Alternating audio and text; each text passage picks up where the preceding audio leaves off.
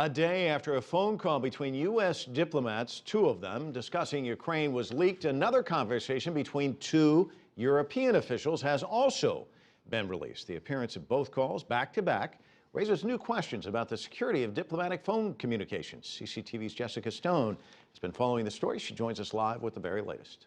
And Mike, the new phone call appears on the same YouTube channel as the first one. It appears to be between an EU ambassador and a deputy to EU Foreign Policy Chief Catherine Ashton.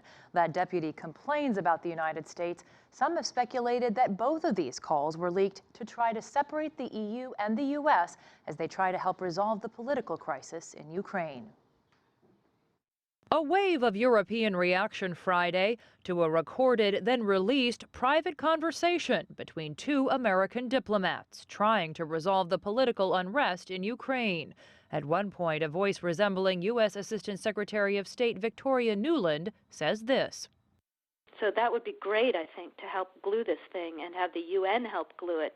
And, the EU. The largest economy in the European Union is reacting harshly. With regard to this, I would like to say that the Chancellor Angela Merkel considers these remarks as absolutely unacceptable.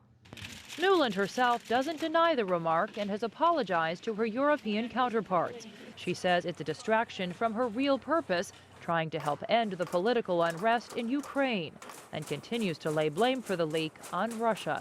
I'm obviously not going to comment on private diplomatic conversations. Other than to say it was pretty impressive tradecraft. The audio was extremely clear. The EU Commission is trying to move on as well. What I can say is that intercepted private conversations is not part of the toolbox that we use in our efforts to assist Ukraine. Despite U.S. accusations, details are still thin on how the recording was made, calling into question the security of these private diplomatic conversations. We're not taking one released call as an indication that our systems are not working.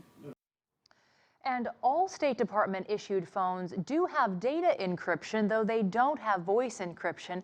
Mike, diplomats are prohibited from having classified conversations, though, of course, as you can imagine, by personal smartphone. Tell us what you can about the second call that was released today.